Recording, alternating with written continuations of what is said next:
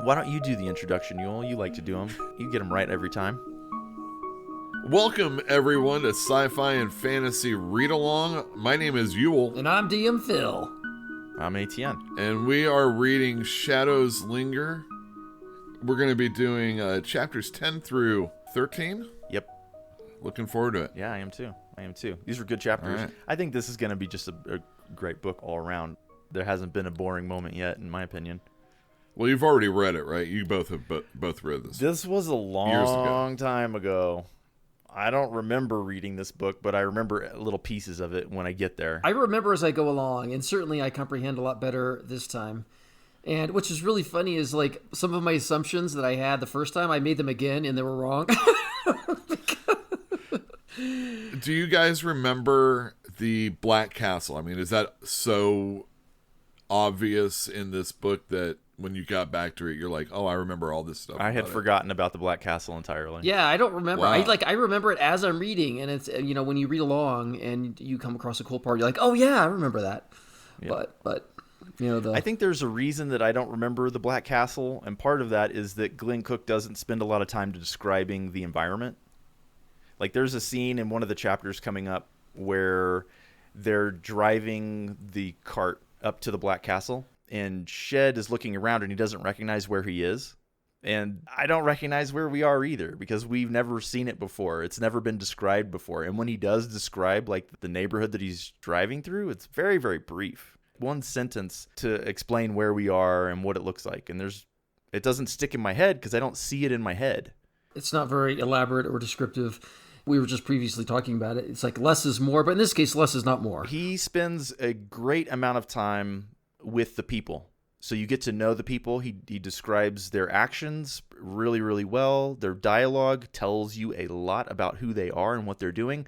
But when it comes to the environment, it's not as clear a picture as some other people may give you. Like, I could see Darujistan in my head a lot of times. I can't necessarily see Juniper.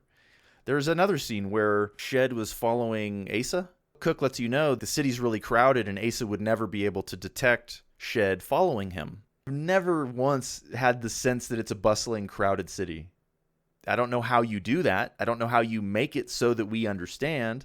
You know, if you're writing it and you say that there's people, but they're not important to the story other than the fact that they're on the street. They're preventing him from being spotted. Yeah. All you have to do is just add a little statement in there that says, this time of day, it was high marketing time, and, you know, the streets were a bustle with people going about chores, activities, and errands. That's fine, but at the same time, we know what goes on in a city. We've read these books enough, and Glen Cook tries to hip it up, at least as far as the writing style sometimes.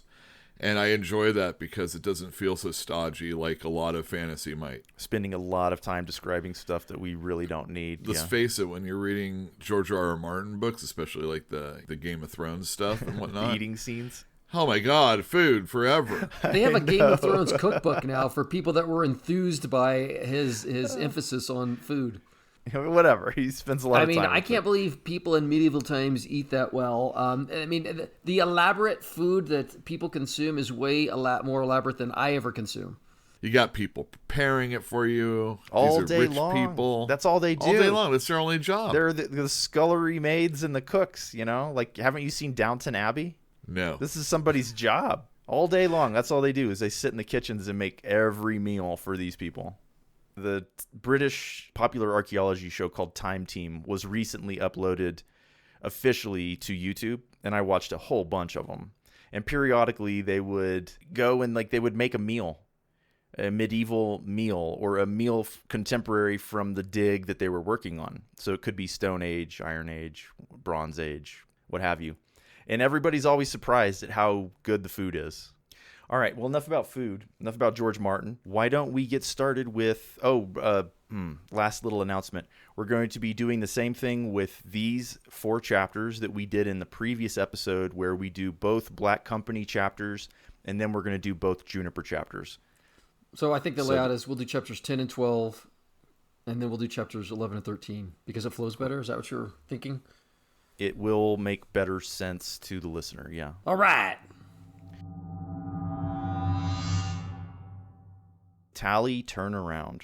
All right, so in the 6 years since the battle at Charm, the Black Company has been ever driving eastward. They are now approximately 2,000 miles to the east. Croaker one day says, I think I should figure out how far we've traveled. And when he came to that, he was like pretty impressed, it sounded. It's a long way, man. It's not impressed. Maybe that's not quite the right word. Horrified? He's like shocked, horrified. I can't believe we've been doing this. And the place where they are, I think the town is called Tome, and it's a nothing. And he's wondering, why are we even out here? Like, we have been driven to the edge of the Empire. It's dull, it's boring, there's nothing going on. The rebel has been pushed into another country entirely. Essentially, it's the majority way across North America. It's that far. There's a description of the Plain of Fear, which they had to cross to get here, and apparently it was terrifying. It says a hostile, bitter land where none of the normal rules applied. Rocks speak, whales fly, corals grow in the desert, trees walk, and the inhabitants are the strangest of all. I thought that was fascinating, and it was a complete diversion from the rest of this world that we've encountered. We don't have any idea what causes it, but something that is fiddling with the natural order of things. It is a vector by which Glen Cook can put anything in that area, and it's believable because nothing makes sense there anyway. This is a magical world, and sometimes you forget that. I forget that anyway, because it feels down to earth, and then crazy magic happens. Did that sound so scary? It doesn't sound scary. If you told me there was an amusement park with all of that stuff, I'd be like, yeah, all right, I'm down. But no, it's not. It's a dangerous, fearful place. Well, Croaker did say that 2 people died there, Cougar and Fleet, and he didn't go into the details. He said he still has nightmares about it. All right, so One Eye approaches Croaker, and he's like, hey, I want to go see Goblin. Why don't you come with me? There's safety in numbers kind of a thing. It's been a couple of weeks, I guess, and they haven't spoken since the debacle at Maddle's place. So One Eye wants to talk to Goblin, but won't do it without... It's kind of like a note of introduction or a letter of introduction. Goblin doesn't hate Croaker, and here's Croaker. Oh, it could soften the confrontation. He's your wingman.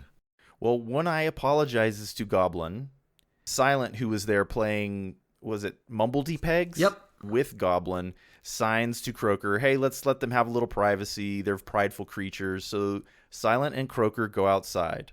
Did you guys, understand that Goblin and Silent were playing Mumbledy Peg, like without hands? I don't know what Mumbledy Peg is.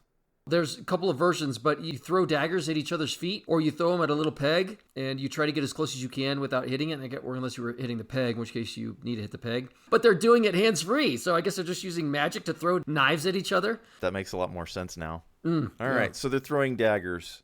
Okay, so when Croaker and Silent have retreated outside and Goblin and One Eye are making up, as it were, we get a refresher on the Lady and the Dominator's relationship. It's basically a refresher on what happened, some of the events that happened in the Black Company. That the Dominator was influencing the Rebel to attack the Lady, to get revenge because she left him in the ground. The Domination, the period during which the Dominator was active, is described as hell on Earth. And then there's a tussle inside, and everybody assumes the 2 wizards are back at fighting. But it turns out that contact has been made and Goblin is having a fit. He's convulsing. This is how they communicate through him, right? The Lady has made contact. So Croaker goes to get the captain, who tells him to go and get the lieutenant. And when they all gather, they get their marching orders to head to the Barrowlands. But he said she was upset. It was important. I don't know what's going on. The name of the town they mentioned was Orr, which was also in the first book. But that's 2,500 miles from where they're at right now. 2,500 miles. And the Barrowlands are beyond that, even to the north. That is a long, long, long haul. And they're going to be walking. And how long have they been walking now? 6 years. Yowza. Right. The captain is like, hey, we have to be there next week. What? They had to start leaving now. She wasn't in a hurry. She just wants them heading in the right direction.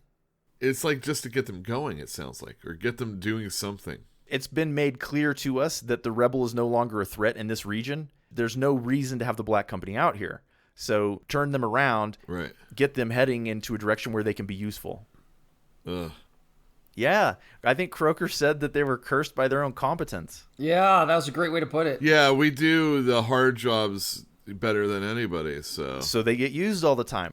You go and do any job. If you do a really good job, people will always be like, hey, get this person to go and do that thing. If you do a terrible job, they will conversely say, don't have him do that. He's bad at it. Oh, this could be used to your advantage. Like if somebody asks you to do something you don't want to do. I worked with guys that would mess up their first job on anything every time on purpose. All right, so that's that chapter, yes? The only thing that we didn't mention, and it's actually an ongoing theme from our last episode, Croaker was trying to find a story which he can use to inspire the Black Company, because he recognizes that people are really down in the dumps and depressed, and they've been that way for a long time. He uses it as an excuse to not accompany One Eye to go see Goblin. And One Eye's like, you know that thing by heart. You know every story already. That's right. All you do is sit around and read those books. Get on over here and help me out. Do you think that he read to them The Black Company? Because he was like, maybe we need a series. Mm-hmm. Huh. You think Glen Cook is being a little bit self-referential there?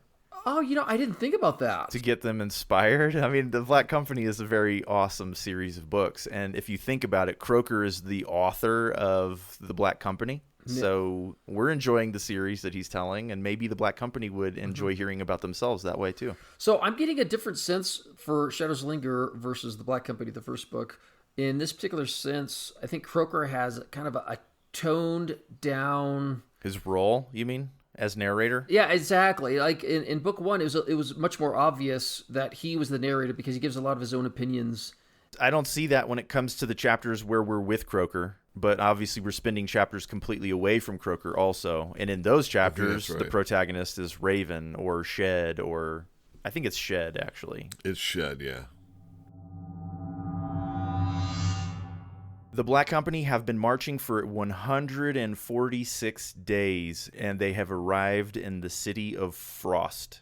The captain has a meeting with the military governor of the area, and he is told that the Limper will be rendezvousing with them and accompany them across the Plain of Fear on a... What do they call those missions? They're the worst ones in video games. Escort? Escort mission. Escort missions are the worst.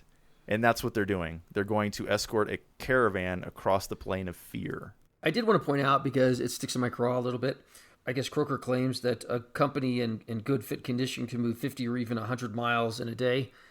100? 100 miles. That's BS. I mean, is that all through the day, all through the night? Even at 24 hours, if you run a 100-mile race with a support team, right, on good roads, with good equipment, doing it in under 24 hours is a really big deal. So doing it with substandard equipment, without the support, carrying all your gear, it's not possible. You can infer from stuff that happens in these chapters that it's at least 50 pounds of gear that they're carrying each. So they're not running, they're plodding. The truth is a 30, 40-mile plod carrying gear is a long way, and you're spent after that, even if you're in shape. And I thought Glen Cook was in the military, so he should know better. He was in the Navy. Oh, so he's thinking like how far your ship can go in a day. So there's some bad blood between the Limper and the Black Company. So having this guy show up to be their taken is not necessarily the best thing. So we get a little bit more reminders for those of us who didn't read the Black Company about all of the things the Black Company did to the Limper in that first book.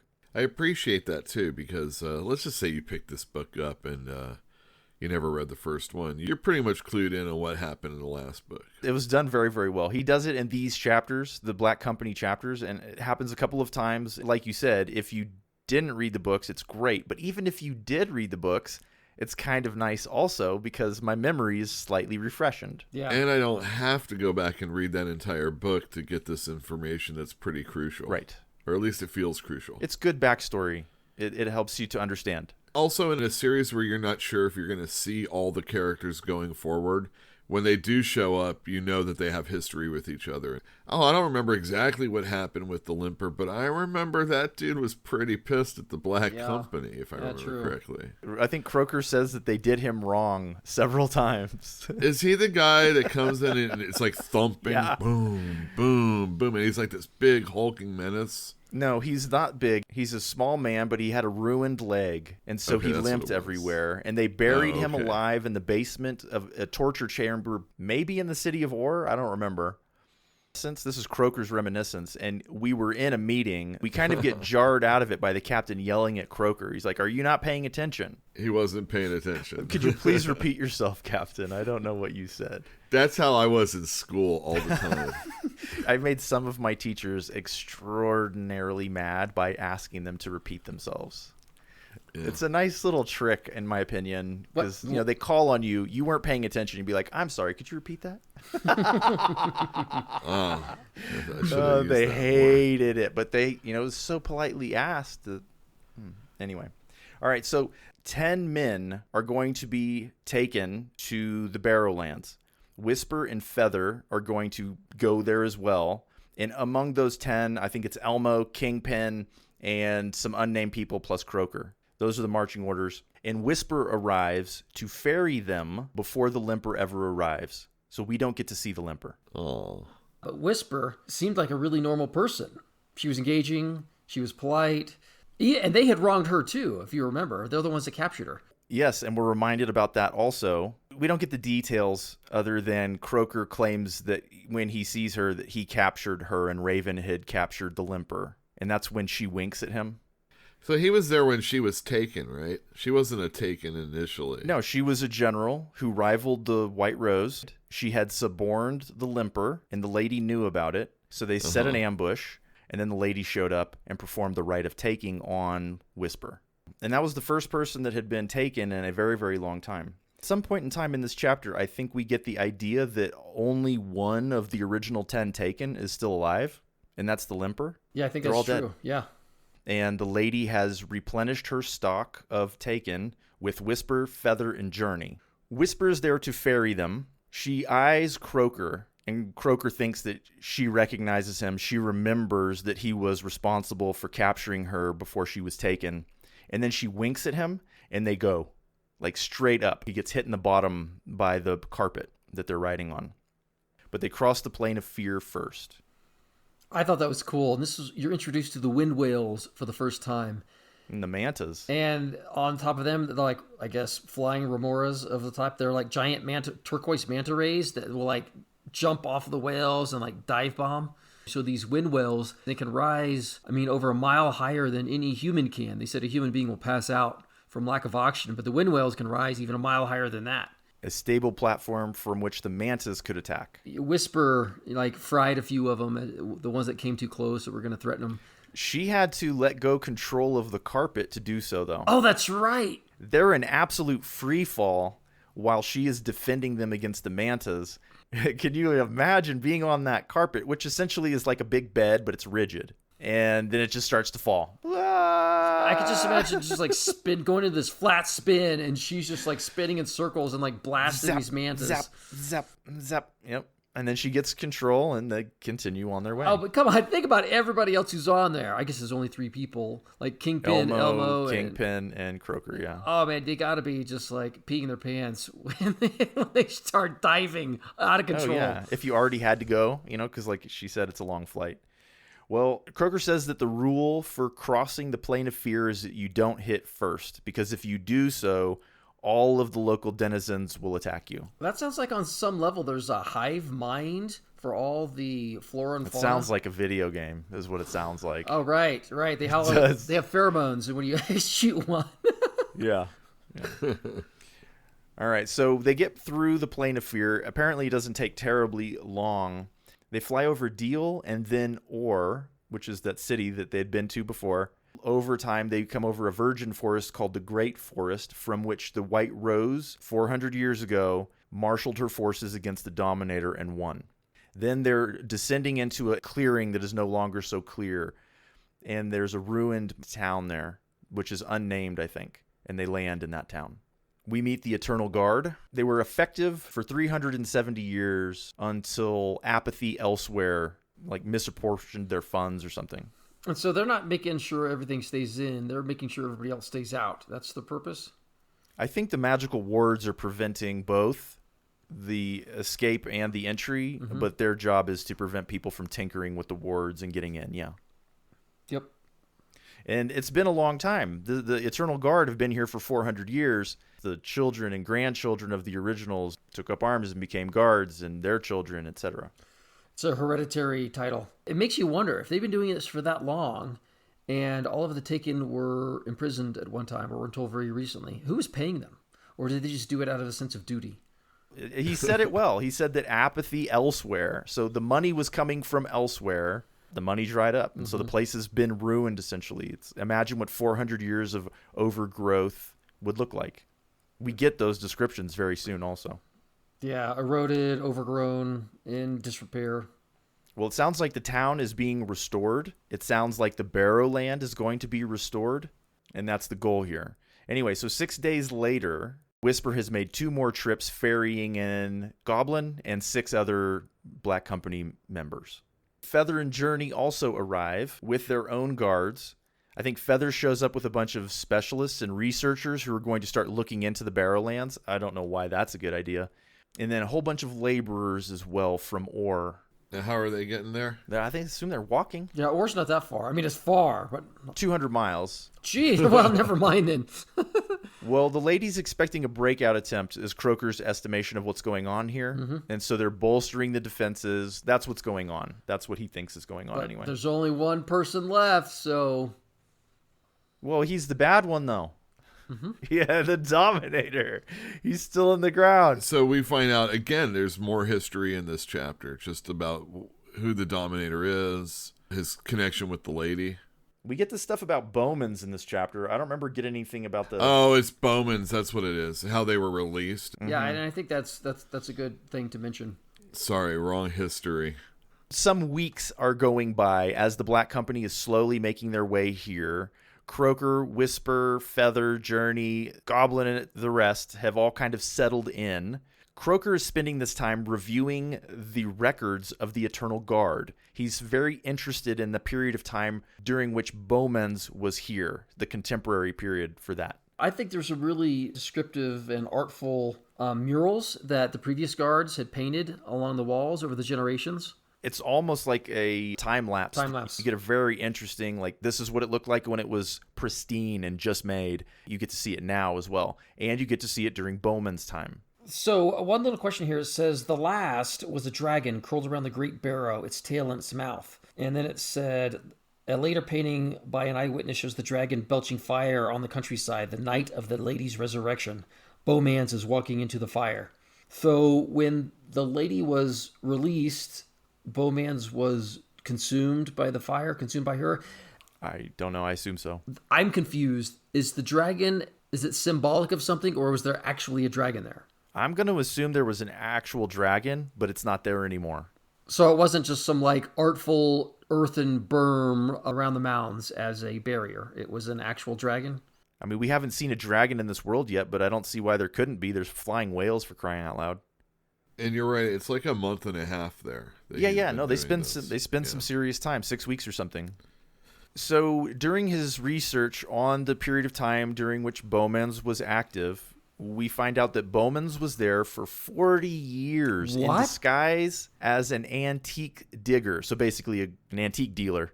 40 years he spent there doing his research, collecting his papers. 40 years he was undercover before that night when she was released. There's this random guy showing up at the barrows dealing antiques. That doesn't make any sense to me. There's nobody there but the guardsmen, right? There was a town there. Okay, that's true. There is a town there. It's just in ruin. Okay, but still, 40 years just sitting there selling antiques to a bunch of guardsmen. That was his cover story. Okay. That's what he was interested in. He may have been doing research on that stuff as well. I don't really know. But apparently 40 years undercover is pretty amazing in my opinion. It shows some serious dedication to what he was up to. It seems like Bowmans was being manipulated, though. That's Croker's estimation.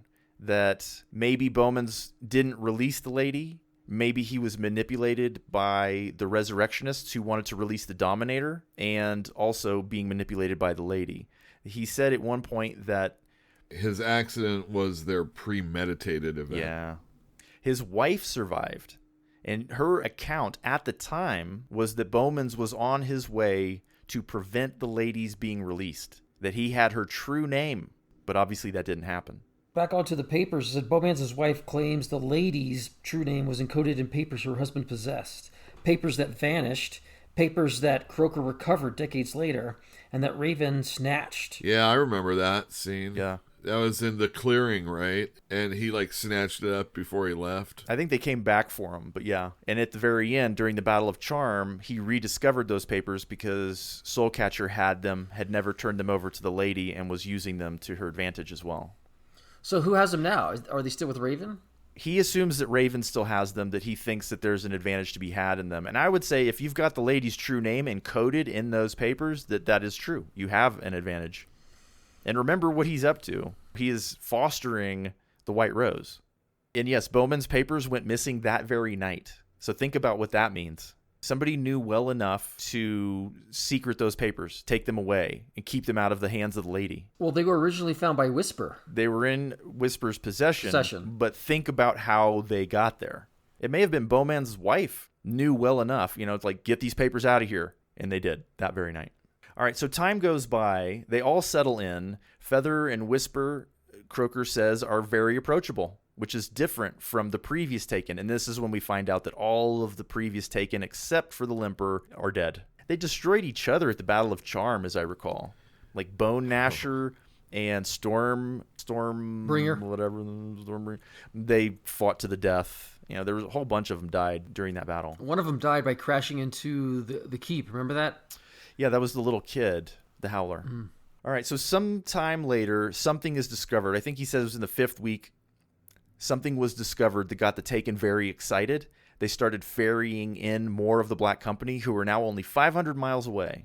And then a week later, they're told that 25 of them are going to be taken via carpet again to Juniper. And there's some connection between Juniper and the Barrowlands, but they don't know what it is. So whatever got them all excited was the fact that they had to get ready to go to Juniper? Is that all it was? No, I think they found something. Glen Cook said that there were researchers that accompanied Feather. Those are the people who probably found something. Right. And now they see a connection between Juniper. But the explanation that's given is that a year ago, this guy from Juniper was like, hey, lady, can you help me out? I have a local problem. Yeah, it was Duke Zimmerland, the effective leader of Juniper. That was requested over a year ago. And now they're finding that there's a connection between Juniper and the Barrowlands, so the lady is sending the Black Company. So what you're really saying is Raven went to the ends of the earth to get away, and he picked a worse spot. Yeah, he definitely picked a bad spot. All right, there's a lot of interesting information in these chapters, the Black Company chapters, but I think we've covered most, if not all of it. Do you guys have anything else that needs to be included?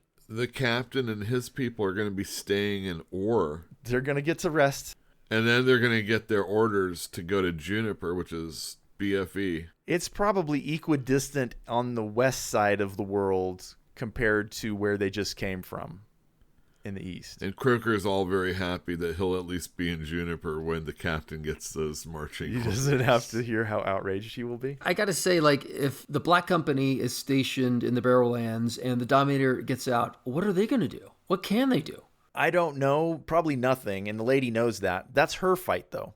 I think the Black Company would just be a really good unit to have defending the area. But alas, they're not going to be defending the area. I thought the bulk of the Black Company was stationed at the Barrowlands. No, they're all going. But it's going to be a long time. They're being sent to Juniper. Everybody's being sent to Juniper. But the lady has decided to fund the Eternal Guard again. They're going to renovate the Barrowlands. They're going to renovate that town. Money's going to be pouring in there. But the Black Company are moving on to Juniper. Wow, which is all the way to the west. So these guys have had one hell of a slog. I mean, it's got to take them way more than a year in reality to cover that distance. Yeah, I don't know. They're 500 miles away in 5 weeks or 6 weeks. And the captain is super proud of that. He's super proud of that. Well, there's a lot of conversation about how it's difficult to move an entire army like that. Yeah, he said it would be foolish to push on a march like that. A general was piping in about the Russian-Ukraine thing and what is going on there tactically. What, an American general? It was an American general. And he said amateurs talk about strategy and tactics. Professionals talk about logistics. Juniper, night work. What will 1 silver buy? A ton of stuff. Apparently. Like wood. Apparently a wagon load of firewood. And replenishing all of his wine and his beer for the month. Like, seriously, Yeah, I wish yeah. I could live there because... Everything's so cheap. Well, that's what you would get paid relative to your value also, though. maybe so. But then again, Shed offers, like, rot gut and watered down... What do you say? Sour cat piss? Yeah, yeah. Oh my god. All right, so it's a little ahead of time, and I'm sorry I'm saying this, but it's totally in reference to that. Raven finally gets some wine from Shed that isn't crap. And he's all, you've had this here this whole time? Yeah. And Shed's all, yeah, well, I only give it to people that ask. And he's all, I want this from now on. It's such a funny scene. I like that. It was a good scene. All right, so that's what 1 silver will buy. I think I did the math. No, I know I did the math, but I think by the end of it, he gets paid 112 silver, and he said that was 5 years worth of work for him, which amounts to, it's like a little less than 2 silver a month or something. 112, that would be 22 per year. Yeah, about 2 silvers a month. I guess the backstory is he got paid 10. He gave 9 to a debtor, Craig, and he used that 1 to replenish his stocks. It didn't do him any good, however. He was expecting to have a little more customers, but apparently he owes a lot of people money, and the debtors just came. Yeah, they all found out. Guess he should have kept 2 silver. Well, Asa shows up. He's bringing firewood. He's like trying to buy favors from Shed. He brings firewood, and he says, Craig knows that you know about your money situation. He knows that you're borrowing again. He's already got a buyer lined up for the Lily, and they're already rounding up girls. They're like, oh, well, in wintertime, desperate women will whore themselves out just to make it through winter. But then by the time spring comes and the sailors get here, they're already broken into their trade. Yeah, I agree, but that's the way that it's stated, and it's Shed, right? This is not, just keep it separated, got it? Desperate men will kill and steal to survive. And Shed is a desperate man, so he asks Raven for a little help. He sure does. Can I sit here? To me, it's like Raven was just like this talked about character that never really impressed me. But in these 2 chapters, you see his personality and how nonchalant and cavalier. And not just that, but impervious to like fear or threats. I loved it. I mean, Raven really made these chapters blossom. I think they're better than his original chapter. But his original chapter is really good. I reread most of it recently, and it was nice. But I think we're getting an even clearer picture of who Raven is. Because he was on like a revenge streak in the Black Company. And now he's just being himself. Yeah, he was emotionally compromised in the first book. But here he's just him. Him in his prime, if you ask me. Oh, definitely. Although he must be 40 or 50 also. I don't think so. I thought he was a lot younger. 8 years have gone by since he got recruited. I thought he was young then too. All right, it doesn't matter. Well, Raven says yes to the request for help, but you're not a partner this time, you're a helper. And that help entails going out on the cold, cold night, snowing, terrible weather, in a wagon with Raven, going through the alleys looking for dead homeless people. He's out for a moment, and then Raven's all, you got to go on in and get one. And so we get a neat little scene with him fumbling around for some dead bodies. One person's like, leave me alone, I'm alive. That was the first one he encounters. He's like feeling around because it's dark, it's nighttime, and this guy moves, and so he runs. He runs in fear. Well, you know, and the truth is, in a way, Raven is like doing a public service. It's cleaning up the streets. Public service that is already performed by the custodians. Yes, but, you know, they're not going to come out in this bad weather, so... he's saving them the hassle by doing it for them. I have to assume that they would notice rather quickly that, like, hey, did you notice that this really terrible weather, like, nobody died tonight? If they got 10 or 15 or 20 a night on average, and now they're only getting 2 or 3, they'd figure it out. Well, anyway, that's what they're doing. They're rounding up these bodies. And Shed is like, hey, why are you doing this, Raven? And he's like, I'm a shipwrecked sailor from the south, and I need money too. And Shed doesn't buy that. Nope. He's thinking to himself that the accent doesn't play out. But he doesn't have the guts to call Raven a liar, so he just leaves it. Oh, God. No. And he doesn't get any more information, though he may pry out of our hearing. So sometime later, they're done. They've got all the bodies piled up in a wagon, and they start heading out. No, but one of them is moving. Shed's like, this guy's not dead. And Raven's like, he will be soon enough.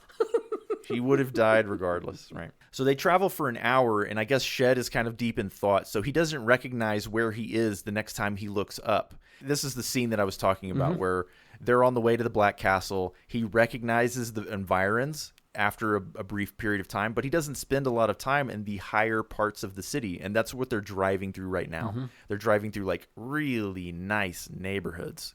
on the way to the Black Castle. Just all of Raven's responses are just so perfect. Shed's like, we're heading to the Black Castle. He's like, yeah, where'd you think we're going?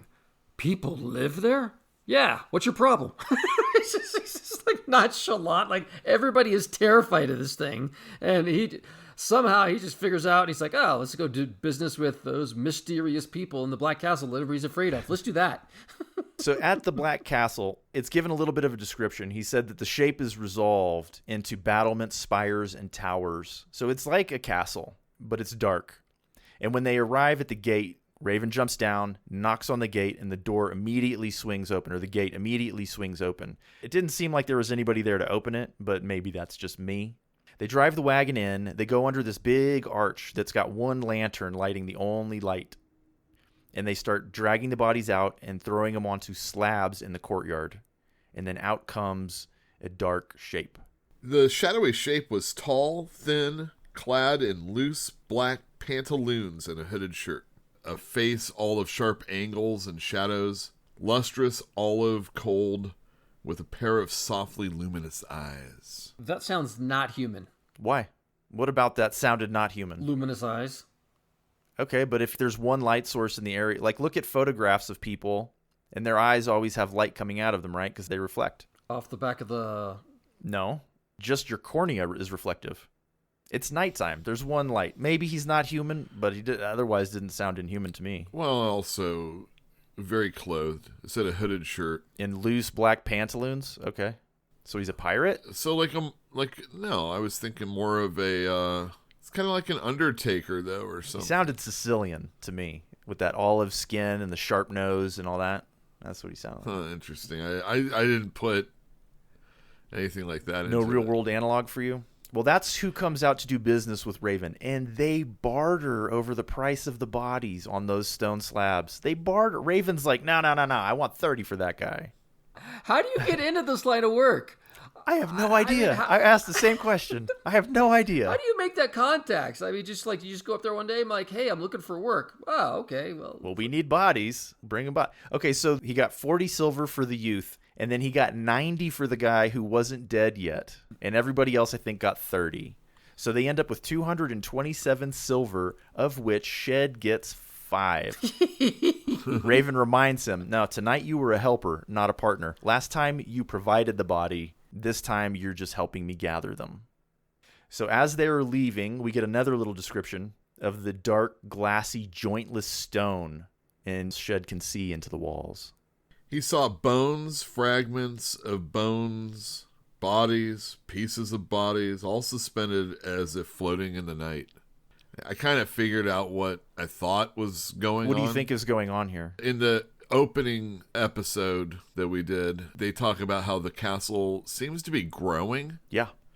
So, we don't hear any hammering going on. Right. So it seems like these body parts or these bodies are somehow creating the battlements of the castle. Or the foundation of the castle. The growth is due to the additions that Raven is bringing. Now, if this place is a foreboding doom, then our hero Raven is actually helping the bad times move along, right? I'm not sure that he's a hero. I'm just using heroes in quotes right now. He's hanging out with Darling. He's doing some good, but he's obviously doing some bad. He's unwittingly? He said he didn't care. At some point, Shed asks, what kind of place is this? And he's like, I don't know. I don't want to know. They pay good. But seriously, something bad is going to happen. Yeah, the lady's coming. Is happening. I know, and he's feeding that and pushing it forward by giving... He needs money. Obviously, he's got a plan, and obviously he has a certain amount of money that he needs to meet a goal, and then he's gone. So he's got a very short-sighted view of what's going on here. It's like, this is someone else's problem. I need the money that they're offering. I'm going to take it, and then I'm getting out. He says he has a long way to go. So in that 6 years that he and Darling have been on the run, they've gone through that fortune. They must have done. Yeah. They must have done. Juniper the enclosure. So weeks have passed, and Shed's conscience has prevented him from having a good night's sleep in that time. He has turned down 2 offers to help Raven, but he still needs money desperately. And now Craig has been going around and buying up all of his other smaller debts. So now he's deep in it with Craig again. Asa is continuing to worm his way back into Shed's good graces. Wouldn't you? He doesn't trust Craig. Smart. Or his people. He says they don't like him, and his usefulness is going to run out eventually. Exactly. Once that happens, he needs a place to stay.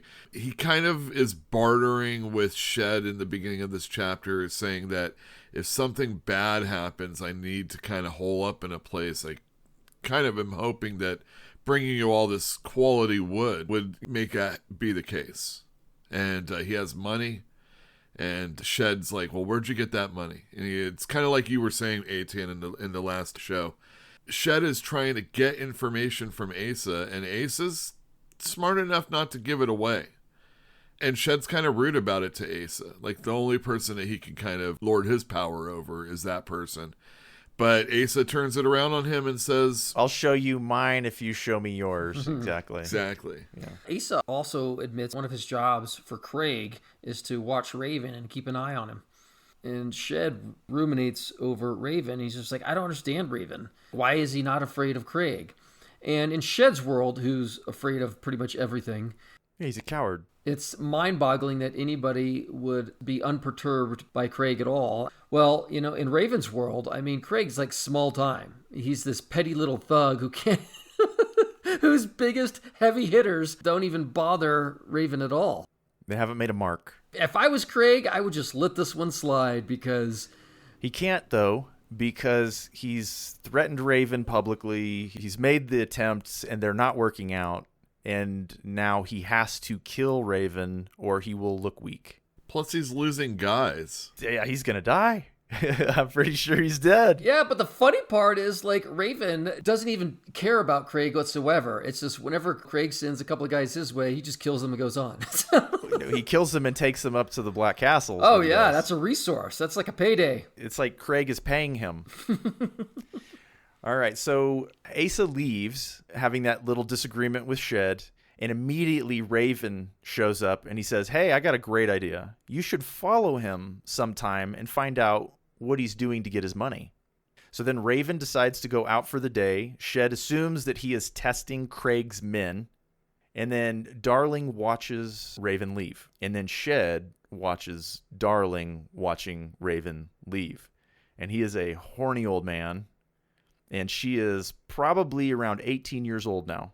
This guy's a pig. I can't stand him. But you don't look at young women with lust in your eye? Not like that anymore, thank you. Old has nothing to do with it. At least you look at the timeline.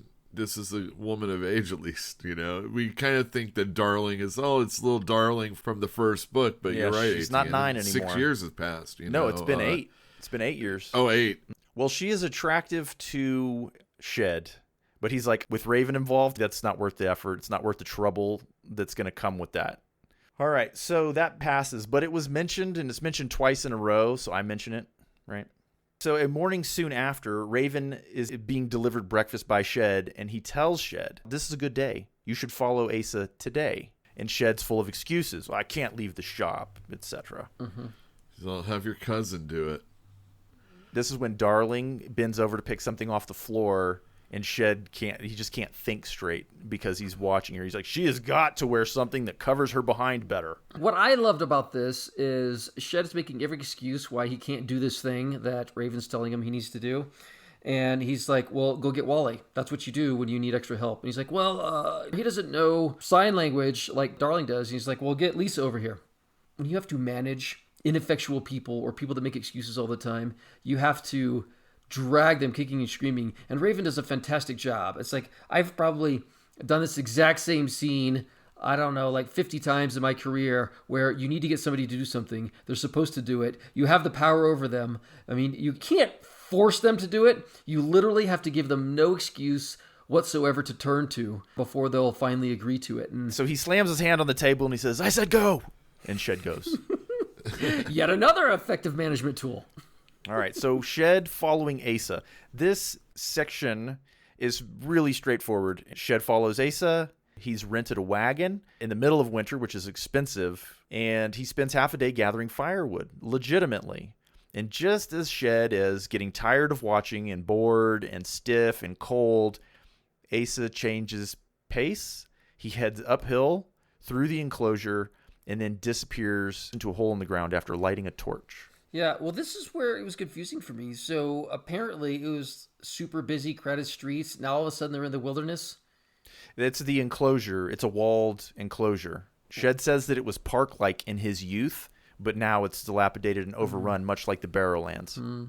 You got to think, though, in the middle of winter, that, I mean, if nobody's there guarding the park grounds, as it were, the local inhabitants would just raid it for firewood because firewood's so expensive. I think that, Asa has found a crack. He said you could duck walk through this crack in the wall and get into the enclosure, and that's what Asa has done. It's overgrown, so you can't see the crack in the wall, but that Asa found it. And then there's another wall further in, and up against that where there's the hole in the ground that leads into the catacombs that's also overgrown. Asa found that as well. Now Shed knows how Ace is getting his money. He is stealing the burial urns that are attached to every body. He goes back to the Iron Lily and he reports to Raven what he has found.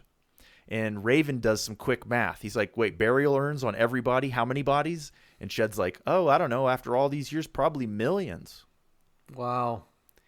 And Raven's doing the math, like I said. And Shed's like, no. This is Ace's racket. He's got a lot of excuses again. He doesn't want to edge in onto Ace's racket because it's Ace's. And he's like, no. This is interesting. We have to exploit this. But there's monsters down there.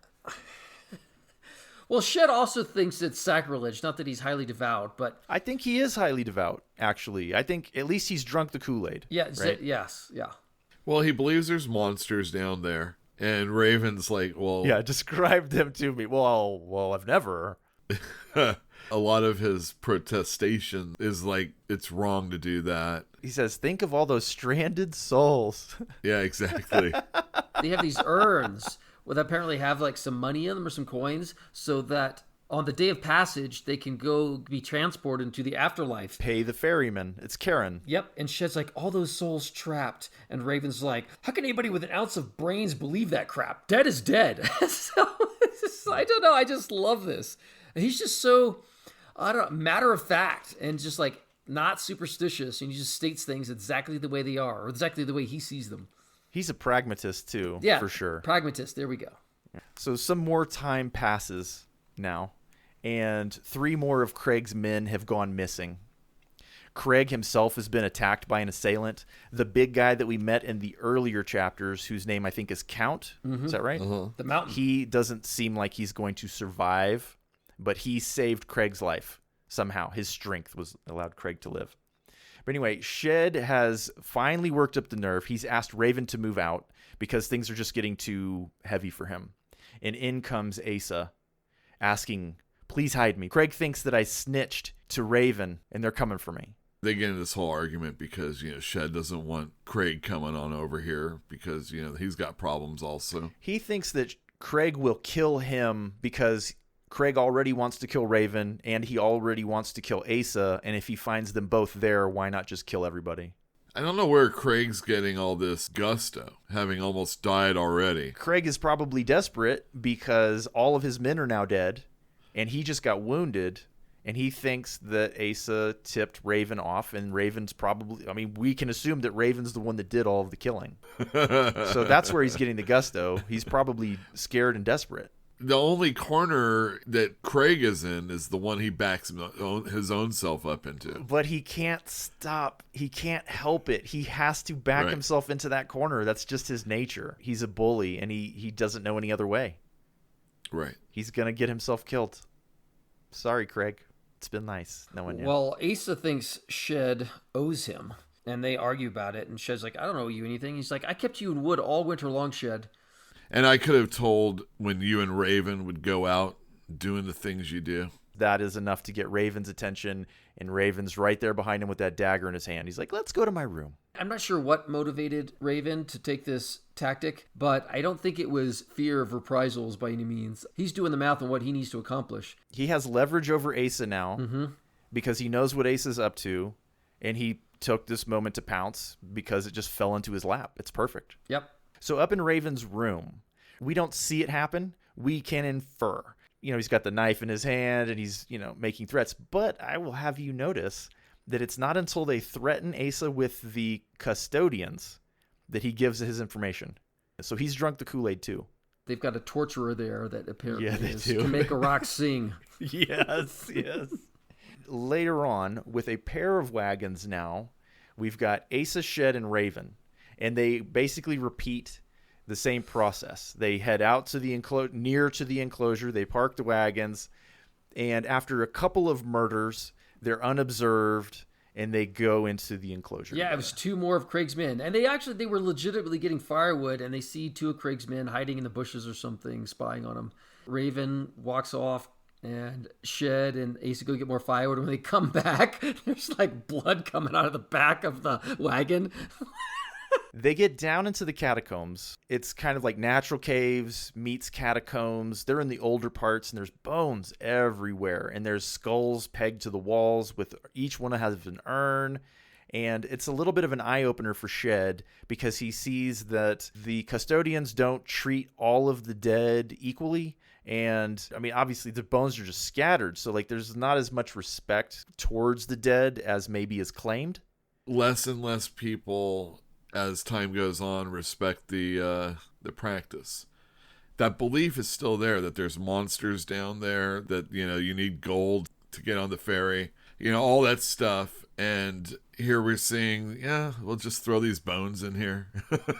Realistically, they have been doing this for 1,000 years or something, and the bodies would pile up until they don't have room for them anymore. Even in our cemeteries, in the past, you had to pay rent on the cemetery. And when you stopped, they would just fill that grave with another body. Yeah. Bodies upon bodies. They're stacked up like cordwood, I think he said. Yeah. But there's still just scattered bones everywhere.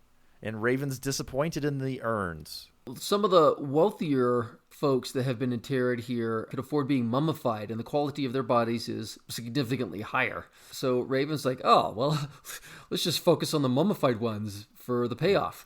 So they set it up such that there's a winch at the top and a rope going down, and he's pulling out bodies and collecting urns and sending them up, one body and then 24 urns, 25 urns at a time.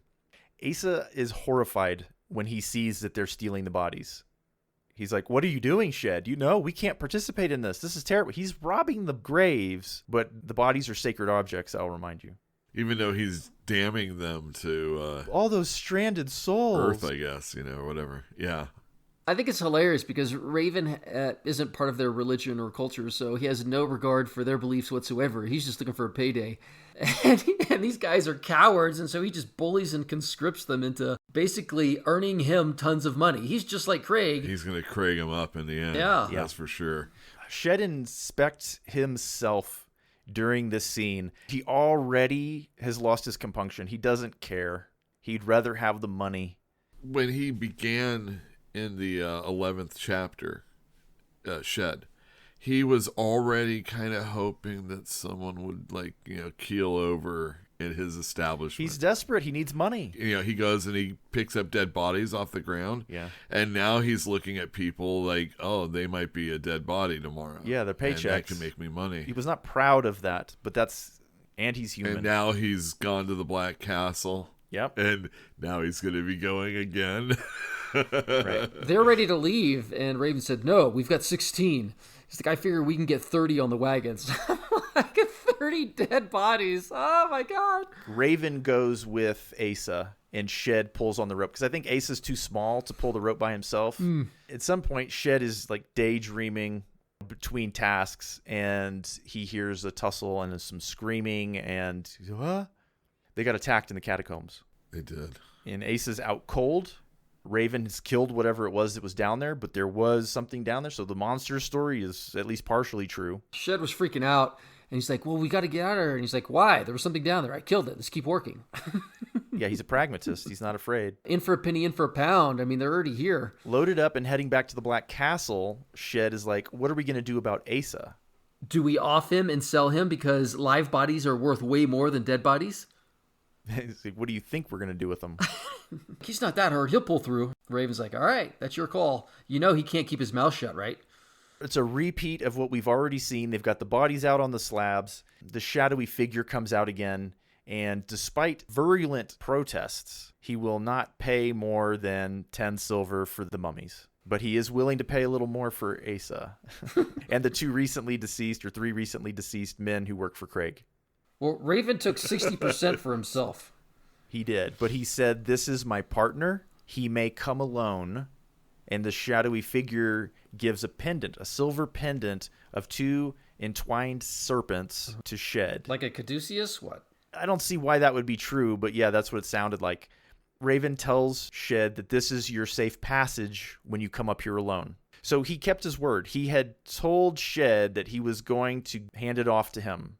It also sounds like Raven's got enough money and he can just about get out if he's handing over the business. Yeah. Shed gets 112 silver leva, which is 5 years worth of cash in one evening. Hard day. Hard day's work. So he should be able to pay everybody off. He can live rich. He can have all the women that he wants. He can rebuild the Lily. He can have caretakers take care of his decrepit mother. But as they're leaving, he notices there's a new section of the castle that wasn't there just a few days ago. Mm-hmm. Of the previous time they went out looking for bodies and they had someone that was almost dead, that's the face he sees. Staring out of that glass stone wall. That's nuts. Even if I didn't have a problem ethically, I would stop doing that. This is your city. It's like a giant time bomb. It's going to blow up and spread something horrible. Horrible. Well, if you're wearing a pendant, maybe you're going to be spared. Well, even so. When I hear this, I just cringe because, I know there's some people that would do it and say, well, to heck, I'm getting paid. Who cares? And there's people like that all over the world. Yeah, that's the reality. It's just like, the guy that wants to shoot the very last rhino. He wants to be the guy who gets the rhino, and damn if it's the last one. I'm disgusted with that kind of behavior, but even so, even if it wasn't ethical or moral reasons for not helping this black growing castle, something bad is going to happen. I mean, and everybody's going to be doomed. But you're right, he does have that pendant. But I could go in circles, but I'm scared. Like when I read this, I get nervous. It's absolutely creepy as hell. Yes. I'm thrilled at the prospect because think of 1984 in the state of fantasy. That's when this was written, 84? That's when it was published. That is the end of this section. The castle continues to grow. When Raven and Shed had Asa up in Raven's room, Shed had looked at the room and seen that there was no sign of wealth. And Raven had responded to his look by saying, I invested in shipping. So he's been saving his money, probably for shipping himself and Darling, I assume, out of there. Maybe, but like we talked about how much or what the value of a silver piece is here. I can't imagine it costing that much to... Maybe he's buying a boat. Oh, yeah, that would be different, yes. Buying a whole boat all for himself and sailing it south. He did come from a coast town, didn't he? I don't remember the city that he came from. It's where the black company landed and picked him up. It wasn't Beryl, it was like Opal or Crystal, some other... I think it was Opal. Opal? It's difficult because there is no map. You sent me the fan-created map, but Glen Cook did not provide us with the map. And in that way, this is different from normal fantasy as well. And I don't look at that map because I want to utilize what Glen Cook has given me. His method of delivering geography and geographic information, I would rather use that than look at someone else's map because he didn't make that map. If Croaker doesn't know how far they've actually traveled or how fast they can actually move... He's getting it wrong as far as, He might be getting it wrong just a Well, bit. did you read that quote, what Glen Cook said about the map? No. Oh, well, that's why I sent it to you. So we had hypothesized about maybe Glen Cook doesn't want to limit himself by creating a map. On that link I had sent, he literally came out and said he took the advice of Fritz Lieber, which says don't ever create a map for your own world because that'll limit you. So he intentionally, as a creator, did not create a map for his world so that he would, Not be limited. Exactly what we surmised when we were discussing. You surmised, yes. And it's interesting that Fritz Lieber told him that. Those are books that I wouldn't mind doing for this channel also. All right, well, let's wind this episode down. We're going to get on to reading the next 5 chapters for the following episode. That's chapters, what did I say, 14 through 18? That's right. I'll see you in a couple days' time. How exciting. Thank you.